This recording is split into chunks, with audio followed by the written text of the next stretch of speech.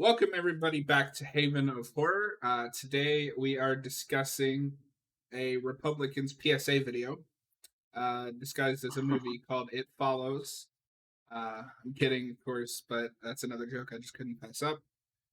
Mhm. But before we get into it, just want to let everybody listening know I have launched the Haven of Horror Patreon. The link will be in the video description below if you're interested. For $3, you get access to the our Discord, and a bunch of other stuff. And then for $8, you get to make one request a month for us to watch a movie and talk about it. I'm working on some other perks and stuff, so check it out if you're interested. But for the reason we're all here, Doolittle, we're going to talk about It Follows. This was your pick for the end of our Valentine's reviews, for lack of a better term for it. So, Yeah. what made you pick this specific movie? Um, well, initially it was just because it concerned I guess, kind of like because I had seen this twice before, like this is my third time seeing it, and I kind of picked it because I was like, well, it's about the kind of anxieties that come from dating, and being intimate with someone, and I felt like, okay, that could be kind of fitting for a Valentine's Day type themed Halloween or like horror review or whatever. So I figured that it'd be fun to take a look at this and pick it apart, in a discussion. And I also quite like this film. It's one of those movies that I would think would I wouldn't like because it is so hyped up as like this, like, oh, it's like a really elevated horror, like from the the new Scream movie or whatever. But it's really good. I quite like it. So, I had mentioned to you before we started Yeah. that it was nice of them to make this so that Blumhouse could remake it with Truth or Dare. And that was the first thing I couldn't stop thinking about with this movie. Because I don't know if you've seen Truth or Dare, I haven't. but the basic premise of that movie is these kids go down to Mexico and they're tricked by a guy into unleashing a demon on themselves, and then they have to try to stop. Yeah. It's the very basic like skeleton of it, but just the guy tricking them into taking this demon. When that happens in this movie, that's all I could think of. Um, and then of course them trying to like get rid of the demon, pass it along to others because they have to keep doing something to satisfy the demon. Mm. So obviously, this movie is very upfront with what the metaphor is. I mean, it's an STD demon basically. Yeah, it's a sexually transmitted um threat basically. Yeah. So I want to let everybody listening know that I don't hate this movie before I get into a lot of my problems with it. Yeah. And this is all based on a first viewing. I also feel like this might be one of those, as I watch it more and dissect it, I might enjoy it more. Mm. My biggest issue with this movie is nothing happens for the majority of this movie. And obviously, hangout movies are a perfectly like legit, and I don't want to say hangout just for this movie, but like it's she gets infected with the demon, so to speak. And then, unless I miss something, they just kind of mess around for an hour and a half. Like they don't try to beat this thing until the very end, and then it doesn't work, and the movie just ends. Am I missing something with this, or Well, I think it's more just trying to figure out and come to terms with what exactly is going on and getting the bearings on the exact situation. Because the way I read the film, the director has also said that he kind of views a lot of the movie through like kind of like dream logic. And I think that that's a really good way of kind of putting it because I think a lot of this movie is the STD metaphor. But on this viewing, I kind of really had in my mind that this is about growing up and finding ways to um, kind of escape from death as you grow older. And I feel like there's a lot of signs of that, and how love can be a really good way of momentarily escaping death, and like true companionship and appreciation of other people. I think the film explores that pretty well. throughout. I feel like that's what a lot of the runtime was allocated towards, is just this person trying to figure out, you know what I mean? Because Mhm. that's kind of the way I saw it. So I actually thought the movie was pretty like deliberately paced to accommodate for that. Um, you know, and I'm not sure if it's exactly a character driven thing. I do think this is a film that's very driven by its themes and ideas and the plotting, I think, you Oh, know? it is like Yeah. other than Jay, I couldn't tell you a single character's name. Well, and Um, Paul, because Paul is, is he the very boyfriend or is he the no, friend? Paul's the guy that, has feelings for Jay. Okay, okay, now I know who you Yeah, mean. yeah. So, okay, so that makes me wonder because yes, this movie is very metaphorical, and maybe I'm trying to apply too much literal logic to it, which is it'd be hard to tell without giving another viewing. But Mhm. if it's about using companionship to momentarily escape death, then I would think that the film wouldn't imply that she hadn't beaten it at the end, because the ending Well implies that it's not over. yeah, because we're all gonna die at some point, but she has companionship with Paul, and that's a momentary kind of moment of bliss. It's a bittersweet kind of ending, you know what I'm saying? Hmm, okay. Yeah. So you don't think there is a way to beat this theme? No. No, I kinda almost view this as, like, maybe this is the wrong read, who knows, but this is what I kinda took away from it, is this is her, 'cause it's, the fact that she's 19 and this is, I think, her first, like, she's, like, early college. Um, this is her entering adulthood, and this is her entering into this kinda world where mortality is very much a reality, you know? And I think that the ending kinda wraps around where it's like, yes, that is something that she has accepted, but she's also accepted that companionship will allow her to momentarily escape from that a little bit, um, you know? And I think that there's, a couple different scenes that kinda pay lip service to that and elaborate on that further as it kinda goes along. It's interesting. Hmm, that is interesting. It's more like a parable than anything. That's kind of the way I see this movie. You know what I mean? Mhm. I can see that, and I can also see why I wouldn't like this movie then, because I'm very much someone who likes a satisfying conclusion, Mhm. whether it's good or bad. That ending pisses me off. Well, and I like it because it's pretty true to life, and it's using parable to kinda make sense of something that maybe doesn't make so much sense in real life, I think, you know? But I can understand, I mean, again, I mean, that's all a matter of personal taste. I can understand someone not liking this movie. I get the impression that this filmmaker does a lot of, artsy stuff. I'm not too sure, though, I'm not familiar with his other works. Although I wanna check out his, he did a noir film with Andrew Garfield, and I wanna check that out because I wonder what that's like, and I like Andrew Garfield, he's a really good actor. Oh Um, yeah, but Under the Silver Lake, that's what it's called. I heard it's really good. yeah. That's But the only I other like real movie that he's done from what I can see here. well, and I think he did, like, I think he did, like, a comedy film before this. Oh, I can't remember. I've heard people say, like, really good things about it, though. Oh yeah, he did the Myth of the American. He's only done 3 films so far. I think he's doing another one, Heroes and Villains? I Yeah, might be wrong. Okay, okay, cool. You have the Wikipedia page, so yeah. that's a So yeah. I do want to give this movie praise for making me uncomfortable at times, specifically with the way it uses the demon.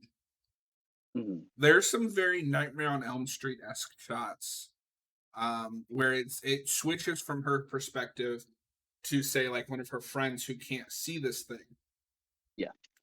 And the one I'm thinking of the most is when they're at like that pool or that bar, um, or not the bar. I don't know what the hell I'm talking about. Pool or beach, and the thing just like Mhm. starts tugging on her hair, and the guy whacks it with a chair.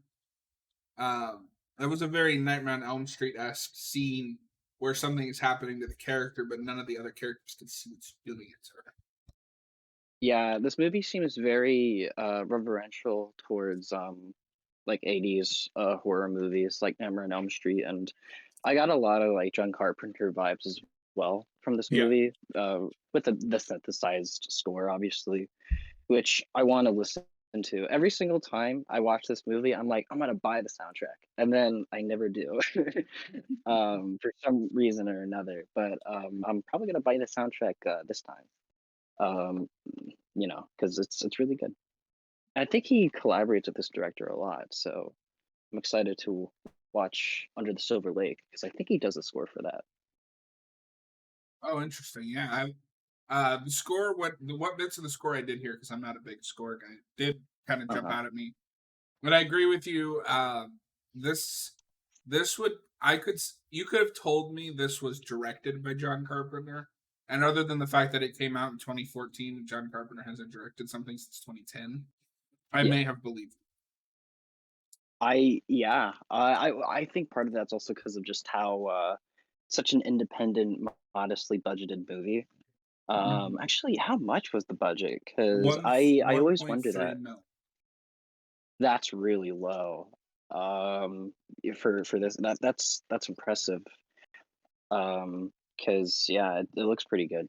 Yeah, this movie looks good. And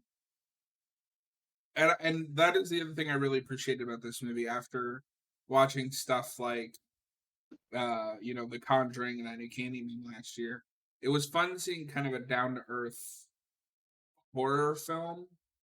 Yeah. But I almost don't know if I could count like say this is a strict horror film because it's only a horror film in certain scenes. I'd say it's a horror film Okay. because it's using kind of like I because of just how visceral it is and what it's trying to get at. Okay. I think, I can see yeah, that. and I also think that the kind of like fairy tale dream logic of it kind of harkens back to the kind of Grimm's fairy tale or stuff like that, which does go to some like horror places. So no, I'd say it's a horror film. Also, I have to give mad props to the opening. The opening is amazing. Oh yeah, yeah. Very disturbing what happens to that first girl. Very, very dark. Absolutely.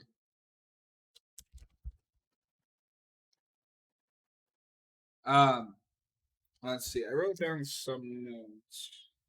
Yeah. Okay. So I guess the other thing that we really have to talk about was two things. One, since we're already here at the beginning, the other film that this really reminded me of is a more serious Evil Dead, and mostly with the camera being used as the monster. Oh, sure.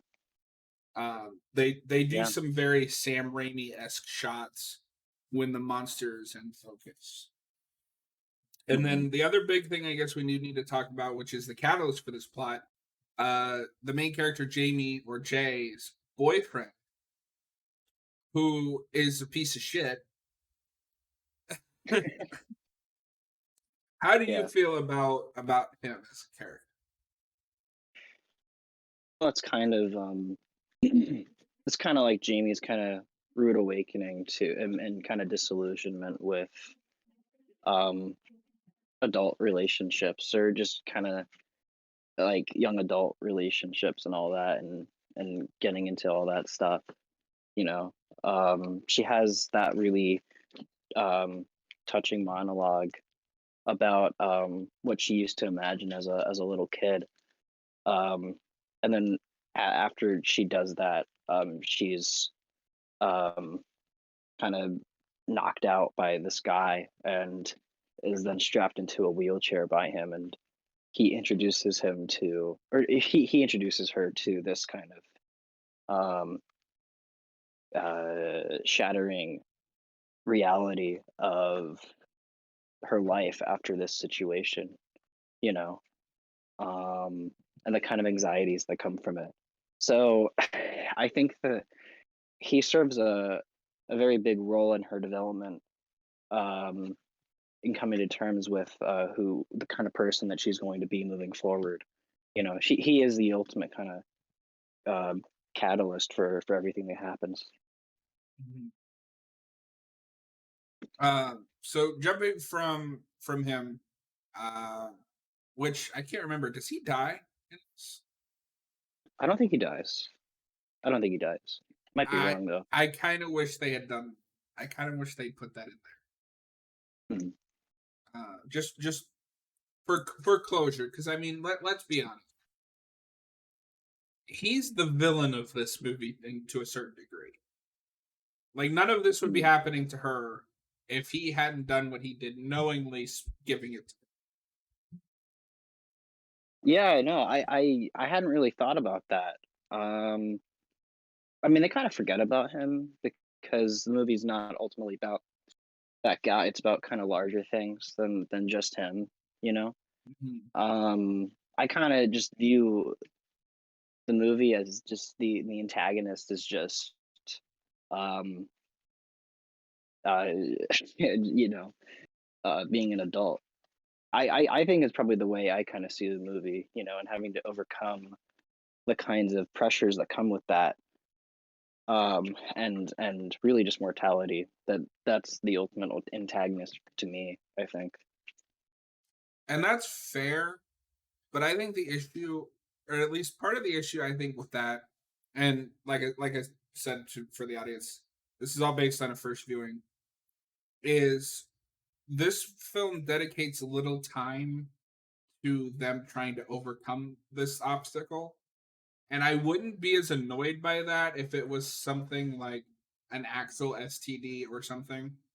But Mm, they try to shoot this demon, it doesn't die, and then they just kind of give like the movie kind of gives up on expressing them, showing them trying to defeat this thing.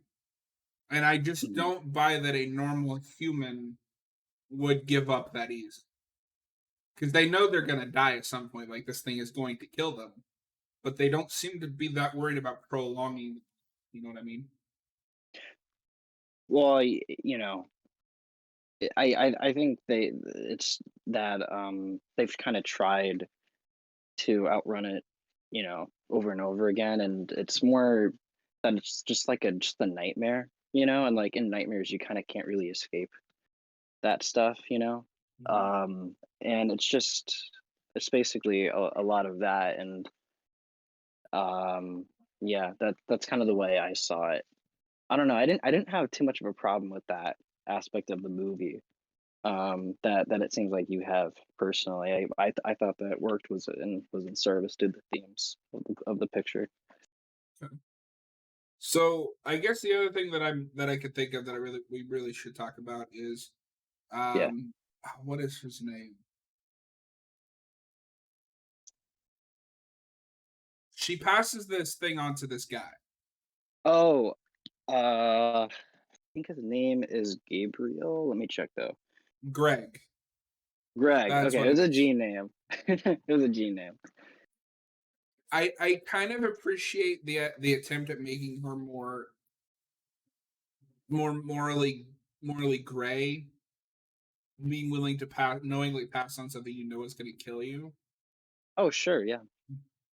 But I also wonder why would like okay, maybe it's because I just have no interest in relationships, Okay. but I will never understand being willing to take on something that you have because they've seen it at this point, right? Like they know it exists. Well, he doesn't. He doesn't really believe her. Okay, so the idea is he hasn't seen proof of it, so he doesn't believe her, and Hmm. then that's why he's willing to have sex. Yeah, and also he seems like a pretty shallow person. Okay, I hadn't realized that he hadn't seen it. So okay, Yeah, never mind. That makes a lot more sense. Okay, yeah. I'm That's on fair. board. That's fair. I'm Hmm. on board. Okay. 10 out of 10. Just kidding. Uh, Well, I don't really have a whole lot more to add to this one. Hmm. It's This is a movie that puts its metaphors and its themes above its characters, which I'm discovering isn't a hugely my thing, but I would like to give this another viewing with some of what Yeah. you've told me in mind to see if that kind of changes my perspective a little bit. Yeah. Um, but do you have any final thoughts? Oh God. I mean, I rather enjoy this movie. I definitely think that as I've gotten older and have dabbled into like, you know, some experiences and stuff like that, like in my like young adult life, this movie has kind of become more and more relevant, which is pretty nice. And it definitely spoke to me, and I've seen people have similar kind of situations, not with like STDs or anything like that, but more in just like the anxieties that come with this kind of a thing, and I think that that's really special to be able to watch something that sheds some kind of truth onto all that stuff and gets to the emotional center of it. Okay, yeah, I can see that, and I'm really glad you had an experience with this movie. I Yeah. always love hearing about people's experiences with movies, especially ones that I don't like, because it gives me a perspective to kind of look on. Oh, That sure, and I being, mean, you're totally no, and I was just gonna say you're totally valid in like what you feel. You know what I mean? I oh, of respect course, that. oh, for sure. So Yeah. overall, for our arbitrary rating, I'm gonna give this a 2.5. I can't call this a bad movie by any means. It is too well made, Yeah. and even though I think it gets a little sloppy at times with the in service of the themes, it's still a very well made movie. But I think you have to be willing to overlook the fact that the characters are secondary to the themes in this movie. Mhm. And what Yeah, and what are you giving it, Doolittle? I'm gonna give it a 4 out of 5. I think it's a very good movie. Definitely had a very good time watching it. I think each time I watch it, it gets better and better because there are definitely some things on my first viewing when I was younger. I think I watched this movie first when I was in like middle school. Um, that I just probably just didn't get, or went over my head, and kind of as I've watched it, I've been like, yeah, like I understand this a little bit more. Mhm. Uh, yeah, 4 out of 5. It's pretty good. Right on, right on. Well, Doolittle, next week we'll be going from Michigan, where this movie takes place, all the way back to 1980s in Camp Crystal Lake. Oh yeah. Are you excited to finally see some of the early Friday the 13th? Oh yeah, absolutely. Those are it's going to be a very interesting time watching them. Yeah, And seeing what all the stuff that I like. Because there's definitely a lot of stuff to like about those movies. I'm really curious to see what you think about that first, because Sure. it's definitely different. Uh, Hmm. but yeah, Doolittle, thanks for hanging out, and I will see you next week. If anybody is watching this when I upload it, it'll probably be tomorrow. Feel free Okay. to check out our Texas Chainsaw Massacre 2022 commentary, and hopefully a review of that is coming soon. Yeah. I'm nervous about that movie, Doolittle. Nervous. Yeah, and I'm not gonna be on the commentary, but I wish you guys luck. Yeah.